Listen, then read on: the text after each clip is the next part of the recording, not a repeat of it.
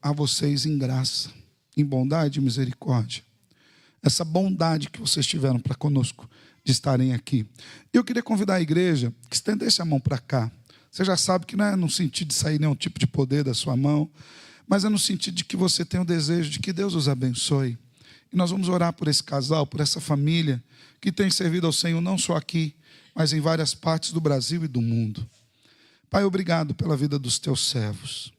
Obrigado, Deus, porque quando eles receberam o chamado do Senhor para te servir, os dois, Senhor, ao aceitarem, de fato se disponibilizaram a ir onde o Senhor os tem chamado.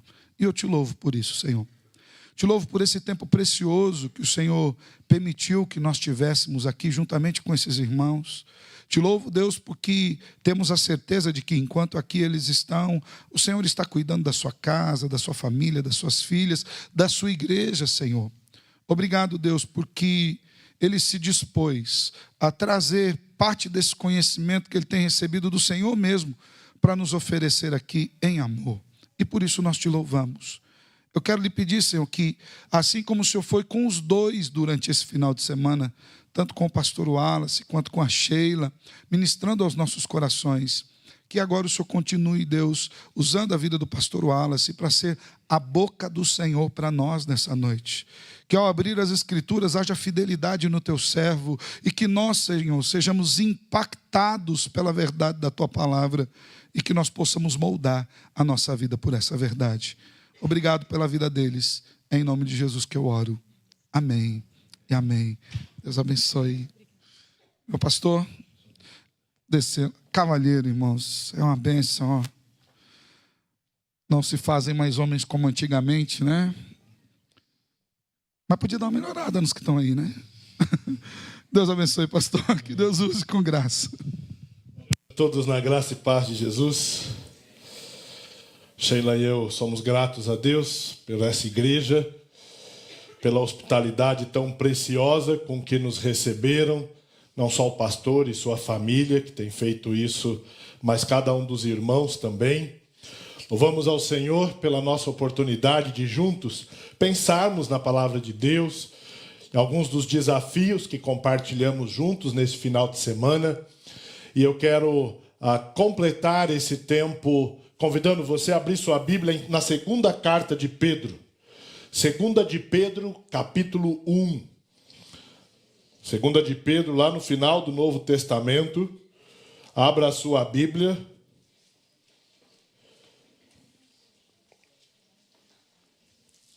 Segunda de Pedro, capítulo 1. Mantenha aberta, que nós vamos meditar no texto e ler até o verso 11 e vamos analisar ele. É importante que você tenha a sua Bíblia aberta para poder ir acompanhando a nossa leitura e o entendimento da palavra do Senhor na forma como o apóstolo Pedro nos compartilha. Nós já oramos, queremos então pensar. Nós estamos num final de semana de conferência de aconselhamento. Falamos sobre a suficiência das Escrituras. Falamos sobre um evangelho terapêutico que tem roubado a pureza do evangelho no entendimento de arrependimento, de contrição de coração, no entendimento da necessidade da busca pela santificação. Falamos sobre o quanto as pessoas se amam e porque se amam mais do que deveriam amar a Deus, elas estão perdidas e se perdendo em todas as formas. Mas há uma expressão comum, que se você não fala, você ouve alguém falar.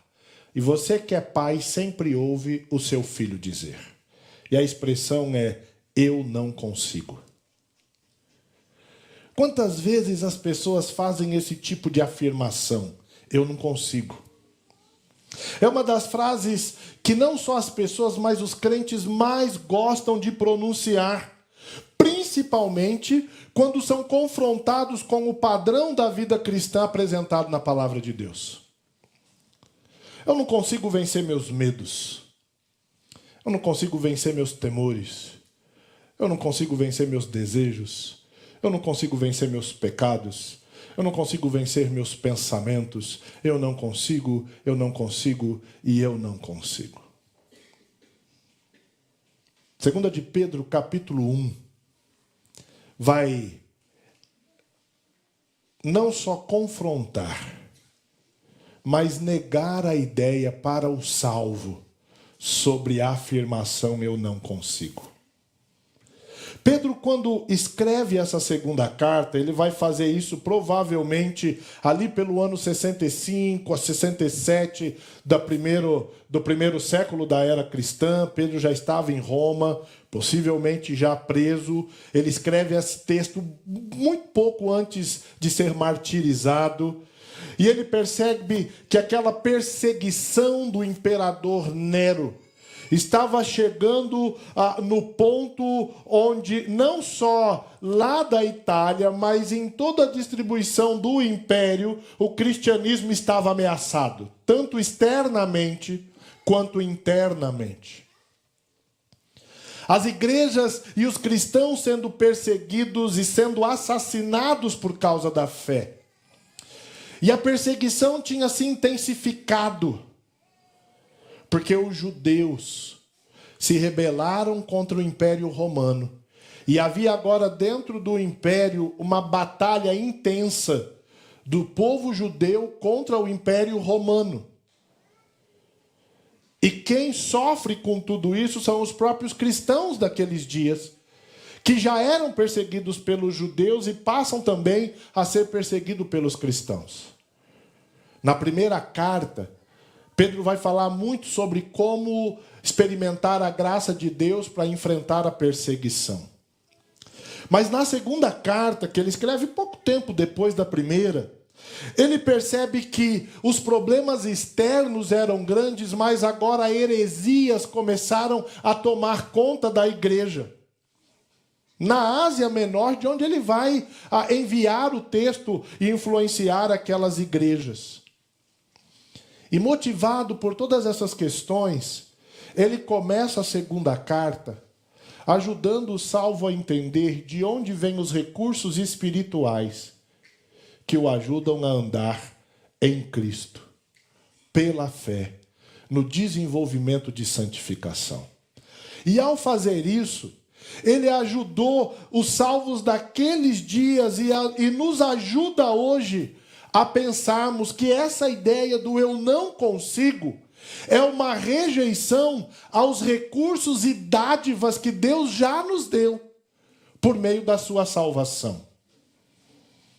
Com isso em mente, vamos ler a partir do versículo 3 de 2 de Pedro 1. Pelo poder de Deus, nos foram concedidas todas as coisas que conduzem à vida e à piedade, pelo pleno conhecimento daquele que nos chamou para a sua própria glória e virtude. Por meio delas, ele nos concedeu as suas preciosas e muito grandes promessas, para que por elas vocês se tornem coparticipantes da natureza divina, tendo escapado da corrupção das paixões que há no mundo. Por causa disso, concentrando todos os seus esforços, acrescentem à fé que vocês têm a virtude. A virtude, o conhecimento. Ao conhecimento, o domínio próprio. Ao domínio próprio, a perseverança. À perseverança, a piedade. À piedade, a fraternidade. À fraternidade, o amor. Porque essas qualidades, estando presentes e aumentando cada vez mais, farão com que vocês não sejam nem inativos, nem infrutíferos no pleno conhecimento do nosso Senhor Jesus Cristo. Pois aquele que não tem essas coisas é cego, vendo só o que está perto, e se esqueceu da purificação dos seus antigos pecados.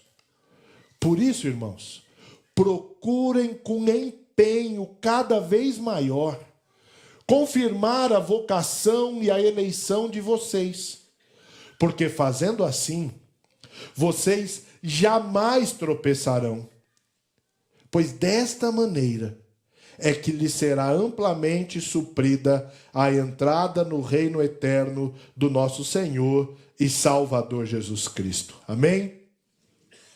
O que eu quero compartilhar com os irmãos nessa noite é que os deveres cristãos nada mais são do que as dádivas divinas em desenvolvimento. Nós afirmamos, eu não consigo, porque acreditamos que não temos os recursos para cumprirmos a vontade de Deus. Nós afirmamos, eu não consigo, porque de alguma forma acreditamos que o poder e a capacidade para andar nos caminhos do Senhor são nossas. Nós afirmamos, eu não consigo, porque de alguma forma acreditamos que o pecado sempre é mais poderoso do que a obra de Cristo. Mas os versículos que acabamos de ler, eles nos trazem algumas realidades importantes para pensarmos. E a primeira delas, eles nos falam sobre as dádivas divinas. Versículos 3 e 4 nos falam sobre os recursos espirituais que todo salvo possui. Pelo poder de Deus, nos foram concedidas todas as coisas que conduzem à vida e à piedade, pelo pleno conhecimento daquele que nos chamou para a sua própria glória e virtude. A questão principal aqui, o que o verso 4 diz, por meio delas, ele nos concedeu as suas preciosas e muito grandes promessas. Aqui Pedro se refere a essas preciosas e muito grandes promessas. Para entendermos o que Pedro está falando, precisamos voltar e ler a saudação que ele faz nos versículos 1 e 2. Pedro saúda aquele grupo de igrejas assim: Simão Pedro, servo e apóstolo de quem? Você está grifando aí? Grifa o nome Jesus. Olha onde ele vai enfatizar o que é o centro. Simão Pedro, servo e apóstolo de Jesus Cristo, aos que conosco obtiveram fé igualmente preciosa na justiça do nosso Deus e Salvador, Jesus Cristo. Obtivemos fé na justiça de quem? Do nosso Deus e Salvador, Jesus Cristo. Então ele abençoa aquela igreja, como ele faz em toda salvação, em toda saudação, que a graça e a paz lhe sejam multiplicadas. Como? No pleno conhecimento de Deus e de quem? E de Jesus, o nosso Senhor. Sobre quem Pedro está falando quando no versículo 4 ele menciona as preciosas e muito grandes promessas? Qual é a preciosa promessa de Deus para o seu povo? O Messias. Eu sei que tem sido, e se você for procurar comentaristas sobre esse texto, é bem provável que você encontre alguns deles se referindo a essas preciosas e grandes promessas como a palavra de Deus. E de fato, indiretamente, isso é verdade. Mas a palavra de Deus nos foi dada para revelar quem? A Jesus Cristo. Ela não é um fim em si mesmo, porque ela revela o Filho.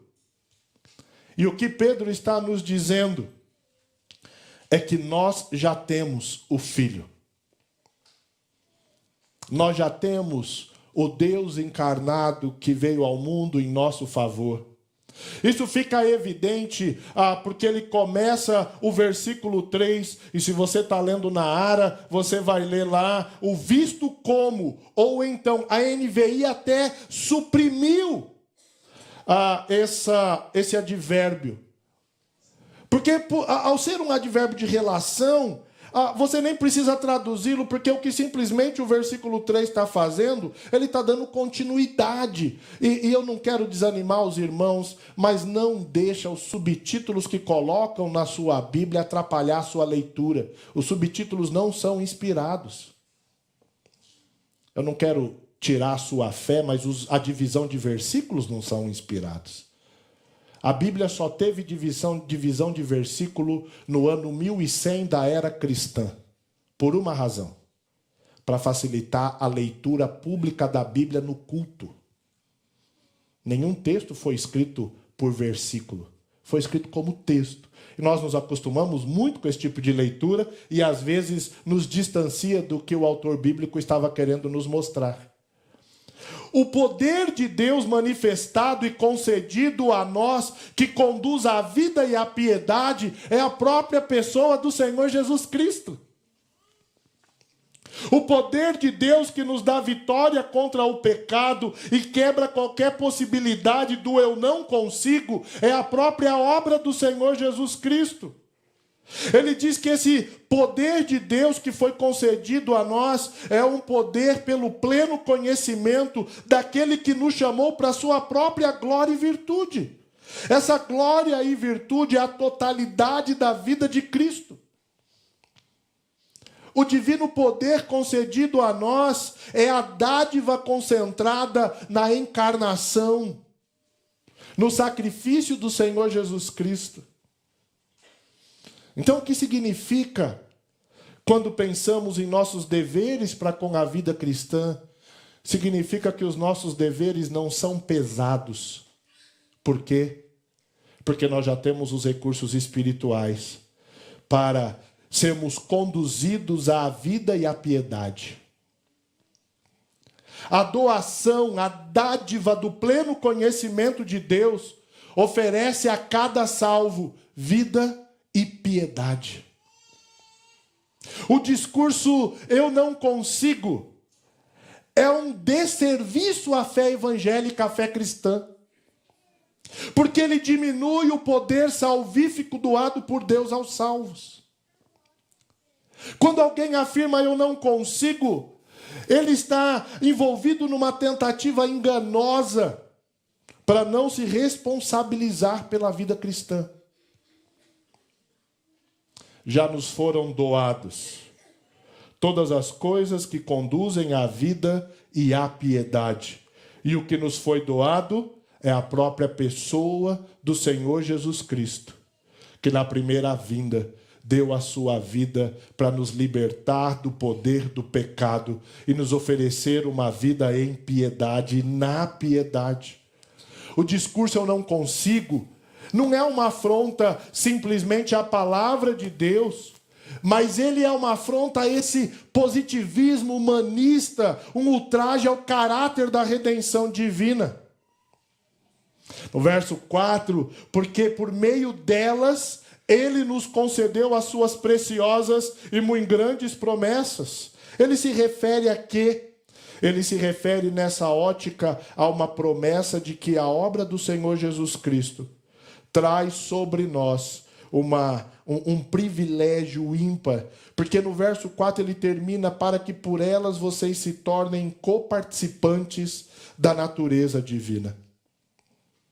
Provavelmente, quando Pedro usa essa expressão, ele tem em mente um termo comum no helenismo, aquela mentalidade influenciada pelo pensamento greco-romano daqueles dias, onde a audiência poderia, numa interferência direta do estoicismo e do platonismo, achar que a salvação lhes dava alguma parte de Deus. Porque no conceito estoico e platônico, essa natureza divina vinha, já que eles tinham um panteão. E Pedro vai corrigir isso, e ele vai dizer: vocês não se tornam deuses. Vocês não são absorvidos pela natureza do divino, mas vocês experimentam uma união real com o Criador por intermédio de Cristo. É isso que ele está dizendo. Vocês têm acesso ao trono da graça por meio da obra do Filho. E é isso que significa ser coparticipante da natureza divina. O que significa, queridos, que a doação do pleno conhecimento de Deus oferece a nós a libertação da corrupção presente. Ele termina o versículo 4, tendo escapado da corrupção das paixões que há no mundo. Experimentamos a comunhão com o Pai por meio do Filho. E não somos mais escravos daquilo que o mundo diz que precisamos, porque não precisamos. Então o discurso "eu não consigo", ele é uma ausência deliberada da fé nas garantias e benefícios que a salvação proporcionam ao salvo. Nós podemos vencer a desculpa de não ter uma vida piedosa quando nós entendemos tudo que já possuímos vindo dos céus, vindo do trono da graça de Deus. O discurso "eu não consigo", ele é uma negação do poder de Deus. O que significa que não deveria ser o discurso do salvo. Se por alguma razão você tem afirmado "eu não consigo vencer a minha ansiedade", eu queria dizer que se você é um salvo, essa afirmação está enganosa e te enganando. É uma desculpa que você está dando e Deus não aceita. Eu não consigo vencer a ira. Eu não consigo vencer a maledicência. Eu não consigo vencer a imoralidade. Eu não consigo vencer os controles desejosos de um coração caído. Se você é um salvo, esse "não consigo" é uma negação do poder de Deus. Só o incrédulo faz essa afirmação, porque no caso dele é verdade, ele é escravo do pecado.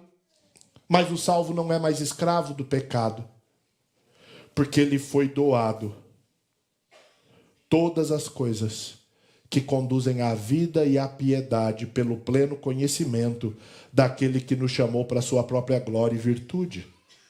As dádivas divinas já foram nos dadas.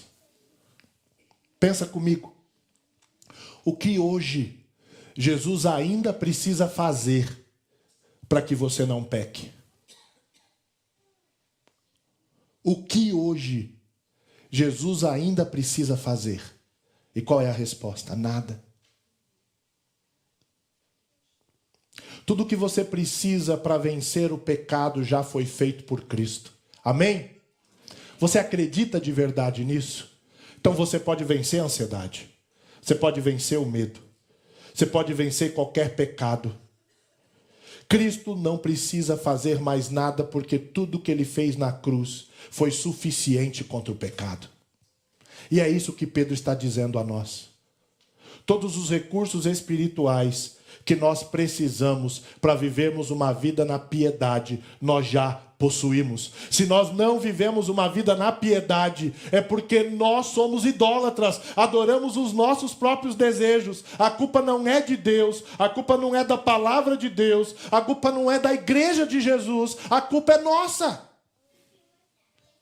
Se eu estou vivendo na prática do pecado, é porque eu estou decidindo desobedecer a Deus. Porque Ele me garante nas Escrituras que eu já possuo as dádivas suficientes dos céus para viver uma vida em piedade. Porque a Bíblia me garante a sua suficiência na direção de apontar para mim o caminho que eu preciso andar para que Deus seja glorificado. Por isso eu estou afirmando que os deveres da vida cristã nada mais são do que as dádivas divinas em desenvolvimento. Agora, se você vive uma religiosidade, que o que conduz à sua fé são regras, então eu entendo. Você anda com um fardo imenso sobre as costas. Eu entendo isso. Se para andar com Jesus tudo é difícil e tudo é pesado, não são essas dádivas que estão conduzindo a sua vida, mas é a religiosidade. E não é isso que a palavra de Deus diz. Porque Jesus nos convida a andarmos com Ele, e Ele vai nos oferecer o que é leve e suave no caminho. E leve e suave não é ausência de sofrimento e problema, mas é uma graça suficiente para nos conduzir, para lidarmos com seja o que for necessário ser lidado. Os deveres da vida cristã nada mais são do que as dádivas divinas em desenvolvimento. Depois que Pedro nos apresenta nos versículos 3 e 4 as dádivas divinas, baseado nelas, então ele vai nos falar dos deveres, que está nos versículos 5 a 9. E ele vai falar que sobre os deveres dos salvos, os compromissos que um salvo assume com Jesus por ter recebido essas dádivas. Verso 5, ele diz então, por causa disso o quê? Das dádivas. Concentrando todos os seus esforços. E aí ele vai fazer uma lista aqui.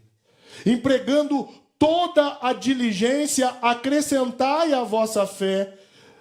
Por isso mesmo, por causa da nossa salvação, das preciosas promessas, do divino poder, você não pode se acomodar, Pedro está dizendo. Ele vai dizer, por causa de tudo que você já tem em Cristo, concentre todos os seus esforços. Como a Ara traduz, empregando com toda a diligência, um esforço pessoal e intencional. Ele vai dizer, acrescentem à fé.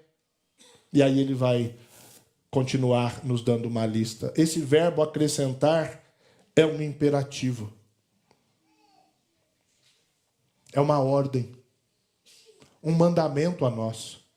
Acrescentar não é fazer algo para conquistar a salvação, porque Pedro acabou de dizer que ela é uma dádiva.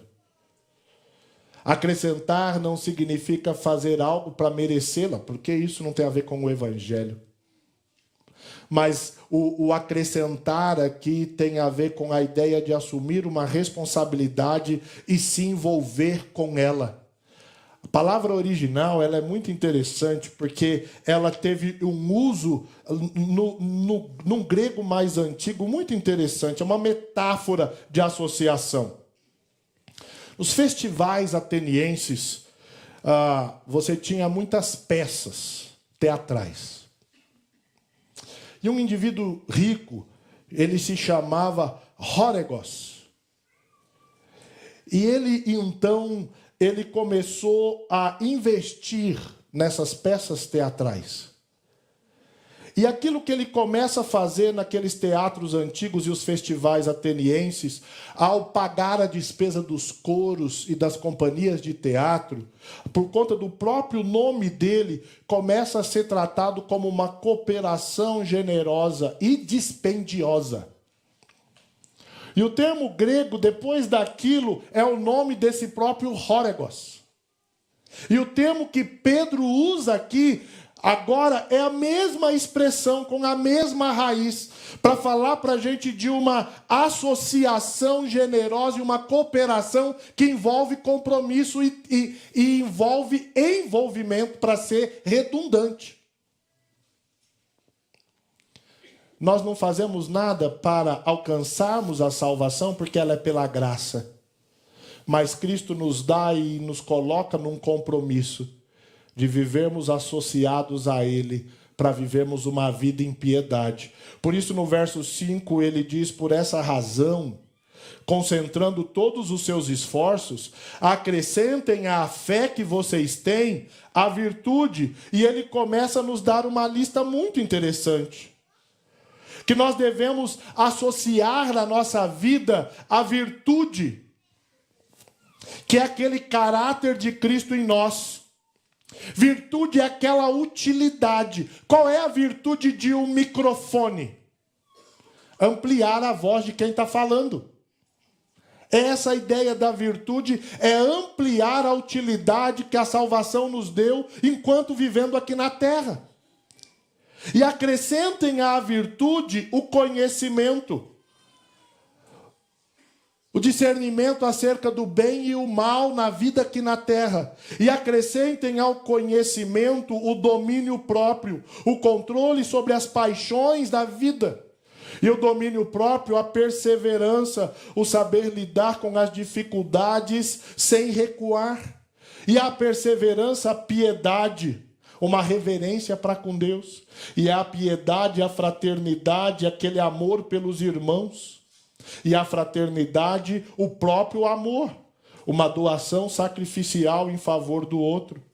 Pedro está dizendo que nós devemos nos associar a Cristo e produzir os frutos de alguém que está ligado a Cristo. Uma vida na piedade é uma vida associada, comprometida no investimento de cada uma dessas características da vida de Cristo. São os compromissos que o salvo assume com a sua fé. São os compromissos que assumimos ao termos nas nossas vidas o conhecimento do eterno. E esses compromissos são ativos, não são passivos. Por isso, o discurso eu não consigo. Eu não consigo ter domínio próprio, por exemplo. Eu não consigo amar o fulano, Beltrano. É uma desculpa para quem não deseja se comprometer com a fé cristã. Para quem está dizendo, eu não vou obedecer a Deus. E vou dizer, eu não consigo. Eu até quero, mas eu não consigo. Pedro está quebrando esse conceito, porque ele diz que já recebemos as dádivas, para que o cumprimento dos deveres da vida cristã não sejam simplesmente obras comportamentais que produzimos, mas o fruto da própria pessoa de Cristo em nossas vidas. E ele continua no verso 9. Pois aquele que não tem estas coisas, quais coisas? A virtude, conhecimento, domínio próprio, perseverança, piedade, fraternidade, amor. Aqueles que não têm estas coisas estão cegos. Porque no verso 8 ele disse, essas qualidades estando presentes e aumentando cada vez mais, o que elas vão produzir? Farão com que vocês não sejam nem inativos, nem infrutíferos no pleno conhecimento de nosso Senhor Jesus Cristo. O compromisso com a palavra do Senhor nos leva a frutificarmos a obra, a vida de Cristo, a vontade de Deus, e nos tira do comodismo, e nos tira das desculpas, e nos tira dos argumentos falsos. Eu não posso fazer porque eu tenho uma doença. E se nós formos honestos, a maior parte das coisas que hoje estão chamando de doença mental não são cientificamente comprovados, porque a mente não pode adoecer. O que adoece é o cérebro. O cérebro pode ser investigado e pode se analisar. Se uma pessoa tem Alzheimer, você consegue mapear o seu cérebro e descobrir isso. Mas aquilo que a Bíblia está chamando de pecado, as pessoas hoje estão chamando de uma doença mental, quando a própria ciência afirma que mente não adoece. Sabe o que a Bíblia diz sobre a mente? Ela peca. Sabe o que Pedro está nos dizendo? Que a dádiva do céu nos dá todo o poder para que a gente não seja controlado por esses pecados. Mas sabe o que Pedro diz junto com isso? Que é um dever nosso, o compromisso diário de produzirmos essas qualidades. Porque se nós estamos vendo em nossas vidas o desenvolvimento dessas qualidades, se elas estão presentes, nós não seremos infrutíferos, mas produziremos frutos dignos do nome do Senhor Jesus Cristo. E no verso 9, pois aquele que não tem estas coisas, um salvo que não está frutificando estas qualidades, Pedro diz, ele é cego. Ele não vê o que deveria ver. Ele não faz o que Deus espera que ele deveria fazer. Aquele em quem não há estas coisas é cego, vendo somente o que está perto. Ele é míope. É provável que Pedro esteja chamando a atenção para o salvo que se concentra na vida terrena e não consegue ver a Deus e as suas dádivas. Porque ele o chama de cego e o chama de míope. E o míope é quem tem dificuldade de enxergar longe, de longe. Eu tive 9 graus de miopia. Eu fiz uma cirurgia refrativa e corrigi, fiquei só com 2. E sou muito satisfeito com esses 2 para quem chegou a 9. Porque com 9, eu não enxergava, e aí eu vou entregar a idade, né? Eu não enxergava o rádio-relógio do lado da minha cabeça. Os mais novos nem sabem o que é rádio-relógio.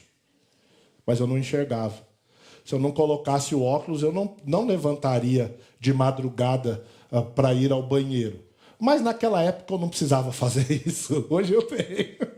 A minha idade agora, tomando remédio para pressão alta. Mas agora eu enxergo. Mas naquela época eu não enxergava. O míope é quem não enxerga de longe de jeito algum. Agora eu não enxergo de longe, não enxergo de perto, porque agora precisa de uma lente para cá, uma lente para cá, uma lente para cá.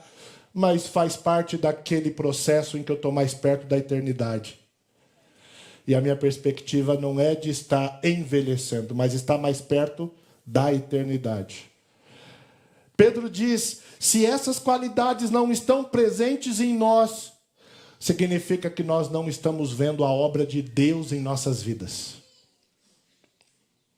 Significa que nós não estamos dependendo do poder da obra de Deus em nossas vidas. Significa que nós estamos tentando viver a vida cristã com o nosso esforço, à nossa maneira. E por isso é um fardo. E por isso é um peso. E por isso eu vou ler a Bíblia e acho maçante. Eu vou orar e depois de 2 minutos eu não sei mais o que dizer a Deus. Eu acho que as coisas de Deus não atraem. E não vão atrair mesmo. Se eu não estiver enxergando o que Deus já fez por mim e o que Ele já me deu. O que eu já possuo. Se eu tentar viver a vida de Cristo do meu jeito, isso será apenas religiosidade. E religiosidade não traz glória ao nome do Senhor. Queridos, os deveres da vida cristã nada mais são do que as dádivas divinas em desenvolvimento.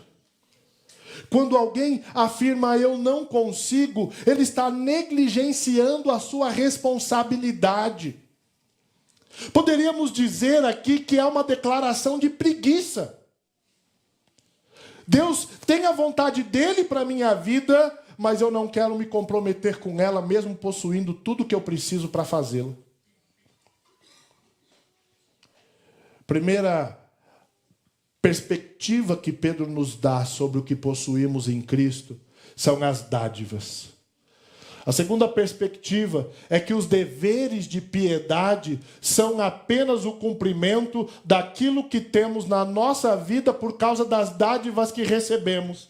Mas ele vai terminar, então, aqui em terceiro lugar, falando dos resultados.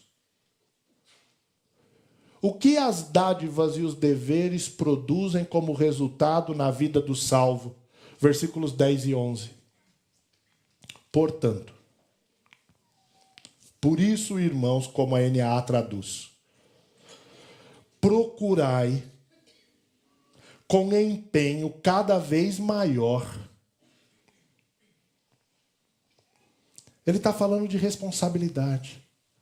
Por isso, irmãos, procurai com todo o empenho confirmar a vocação e a eleição de vocês, porque fazendo assim vocês jamais tropeçarão. Obviamente, Pedro não está falando sobre fazermos algo para conquistarmos a salvação, porque ele acabou de dizer da dádiva que é a salvação. Ele chama aqui a nossa atenção, sendo repetitivo, no sentido de trazer à igreja as responsabilidades de não se acomodarem numa salvação instável, insegura, imatura. O resultado das dádivas e deveres nos coloca num compromisso permanente com Deus de nos empenharmos por vivermos aquilo que Cristo nos transformou para viver. Confirmar a vocação e a eleição não é alcançá-la, não é conquistá-la, não é pagá-la, mas é testemunhar de quem somos em Cristo Jesus.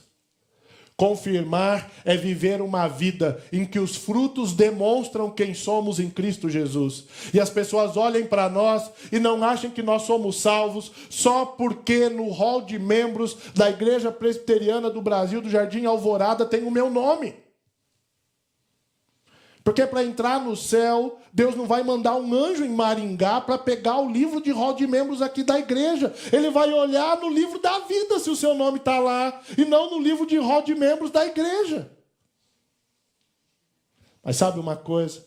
As pessoas que vivem à sua volta, sua família, seu trabalho, no colégio, no bairro que você mora, no campo onde você joga bola, enfim, elas vão olhar para a sua vida e elas vão ver confirmado a vocação e a eleição por meio da piedade, da fraternidade, do amor, do domínio próprio, da perseverança. As qualidades que as dádivas de Cristo estão produzindo na sua e na minha vida. É o que ele está dizendo. Procurem com empenho testemunharem da sua salvação, porque fazendo assim, jamais tropeçarão. Porque fazendo assim, não alimentarão o que o pecado faz com o infiel, com o desobediente. Pois desta maneira, verso 11, é que lhe será amplamente suprida a entrada no reino eterno de nosso Senhor e Salvador Jesus Cristo. É dessa maneira que é poupada aquela derrota desastrosa, não de perder a salvação, porque salvação não se perde. E sabe por que salvação não se perde? Porque não depende da gente. Porque se a salvação dependesse de mim e de você, nós já teríamos perdido. Se Jesus tivesse nos salvado e entregado na nossa mão, a gente ia perder ela, que nem perde chave, perde carteira, perde tanta coisa, não é? A salvação não se perde porque Cristo deu e Cristo garante. É Ele que sustenta e garante a nossa salvação. Ele diz assim no Evangelho: todo aquele que o Pai me der, esse virá a mim, e o que vier a mim, de modo algum o lançarei fora. E o termo traduzido por modo algum, no texto original, são duas negativas, um advérbio de negação junto com o não. Na sintaxe ele fala de uma ênfase de algo que não pode acontecer. É uma maneira de usar um tipo de superlativo dentro da estrutura gramatical da língua grega. De modo algum o lançarei fora. Quem garante a nossa salvação é Cristo. Mas o que é mencionado, que quando nós estamos andando em piedade, produzindo frutos dignos do seu nome, testemunhando da vocação e eleição, a entrada no reino eterno do nosso Senhor e Salvador Jesus Cristo é uma lembrança de que a nossa vida aqui não pertence simplesmente a esses dias, mas a nossa vida aqui pertence à eternidade. Aquele momento, como foi lido em Apocalipse 5, quando contemplaremos o Senhor Jesus no seu trono. Quando poderemos chegar lá e ouvir assim: servo bom e fiel, foste fiel no pouco, foste fiel no muito, foste fiel. Entra para o descanso do seu Senhor. Pensa comigo. Há hinos antigos que falam, quando a gente chegar no céu, ruas de ouro. Eu não sei se no inário de vocês, hoje não se canta mais essas músicas, ainda bem que não canta. E eu não estou falando por causa de melodia, não, porque algumas delas eu considero heresia. E não porque lá não vai ter rua de ouro, mas deixa eu dizer uma coisa para você. O dia que a gente chegar no céu e se encontrar com Jesus, o que vai ser maior do que isso? A hora que eu puder chegar no céu, pegar aquela fila para dar um abraço em Jesus, e a única fila que eu espero ansiosamente um dia entrar nela, e dar um abraço. Se a rua é de prata, é de ouro, é de barro, se não tem rua, eu nem vou perceber. Eu estarei diante do Criador de todo o universo por toda a eternidade. isso tem que produzir o que, ao ler todo o Apocalipse, os anciãos e os anjos e testemunhas eles dizem: digno é o Cordeiro, a ele a honra e a glória. É isso que Pedro quer que nós entendamos, sermos amplamente supridos à entrada no reino eterno de nosso Senhor, vivemos aqui com essa expectativa. Como nós concluímos tudo isso? A vida na piedade é uma responsabilidade do salvo. A vida na piedade é uma responsabilidade do salvo. A afirmação "eu não consigo" é uma negação da promessa de Deus quanto aos recursos espirituais que já possuímos. Eu não consigo pode ser até uma frase comum, mas é uma das frases que o crente mais gosta de pronunciar quando não deveria fazê-lo. Mas precisamos entender algo importante para aplicarmos isso. Para nós, como salvos, diante do que Pedro nos fala de dádivas e deveres, o oposto de "eu não consigo" não é "eu consigo". Porque essa é a mensagem de um humanismo ateísta. Eu posso, eu consigo. Você e eu nunca teremos poder contra o pecado. O oposto de "eu não consigo" não é "eu consigo". O oposto de "eu não consigo" é Cristo consegue.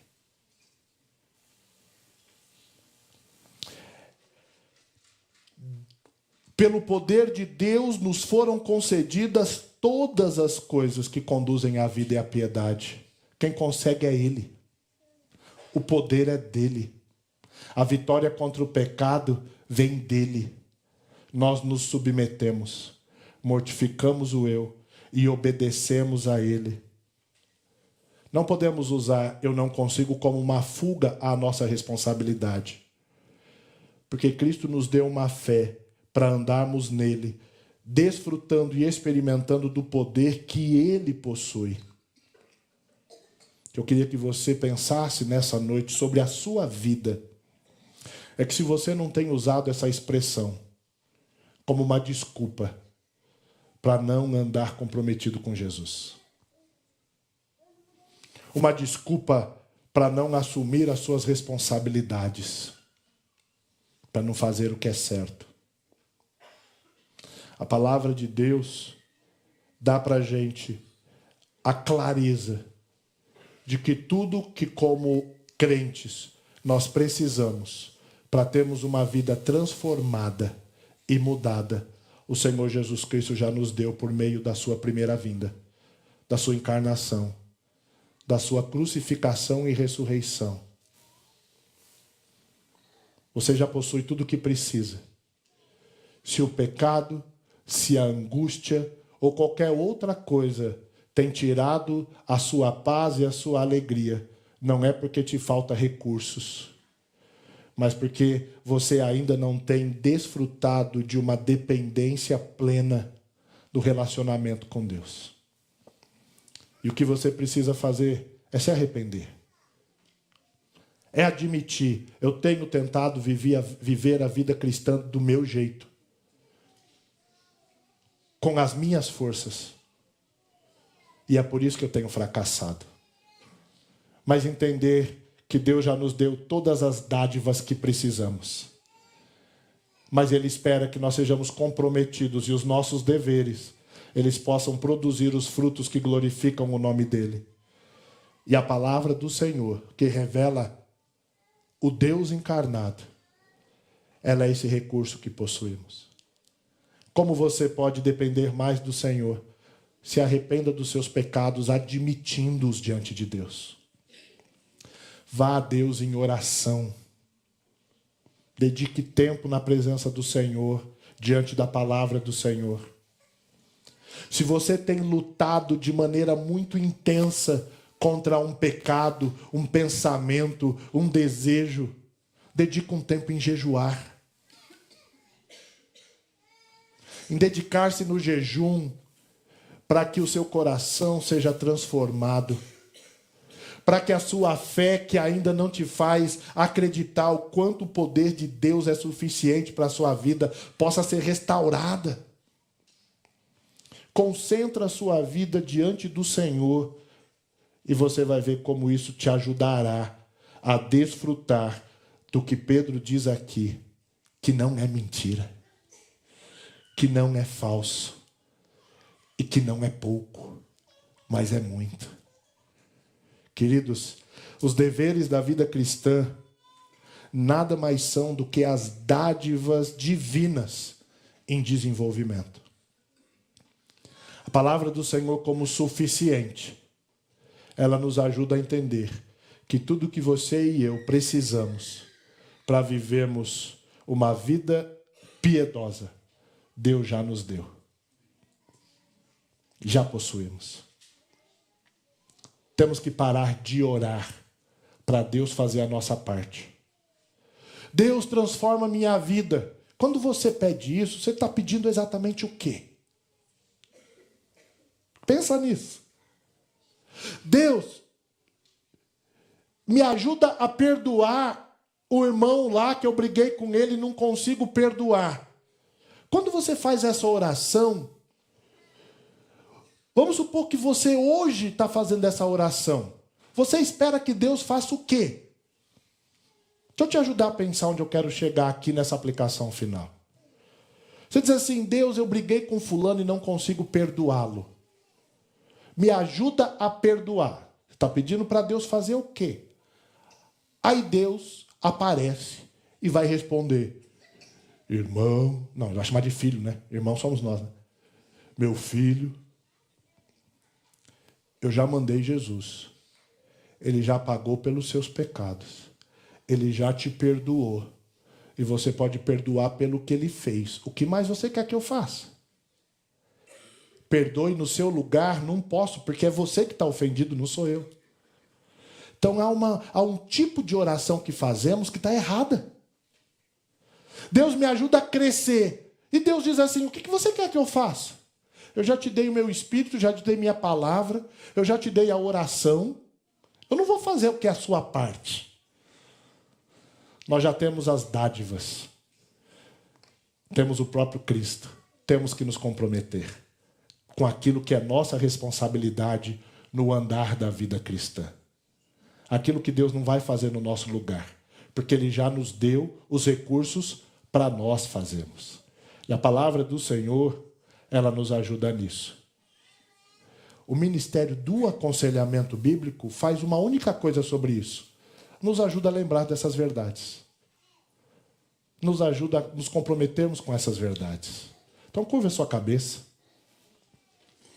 E há uma oportunidade do Senhor para a sua vida nessa noite.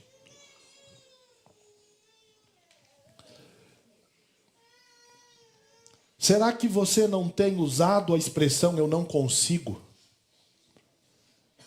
como uma desculpa para não lidar com aquilo que Deus não se agrada? Será que você não tem usado essa desculpa para viver uma vida mais ou menos? Se você não tem sido correto nos deveres que, como cristão, você tem diante de Deus, se arrependa disso nessa noite, confesse ao Senhor. Admita que você tem dado muitas desculpas.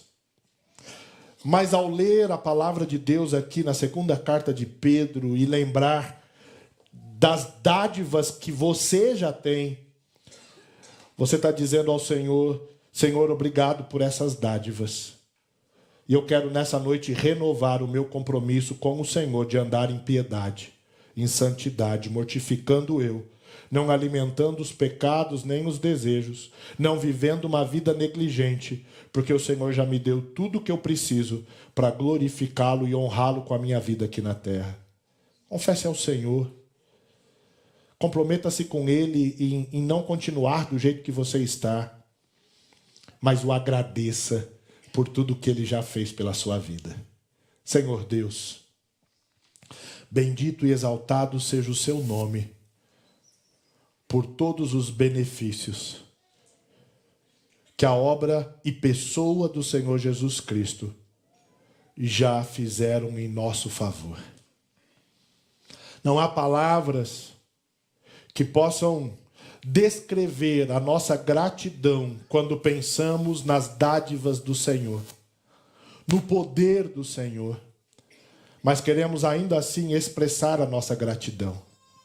Ao mesmo tempo, queremos admitir que precisamos ser transformados a cada dia para vivermos uma vida comprometida com o Senhor e o seu reino até que Cristo venha. Uma vida onde o nosso testemunho demonstre a comunhão que temos com o Senhor.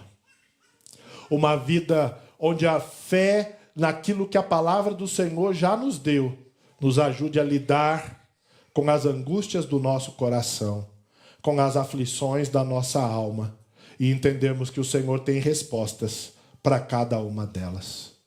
Que o Senhor abençoe o teu povo e fortaleça-os na graça que há em ti, em nome de nosso Senhor e Salvador Jesus Cristo, a quem amamos. Amém. Amém. Queridos, Deus abençoe ricamente a vida dessa igreja. Muito obrigado por esse tempo tão precioso que Deus tem.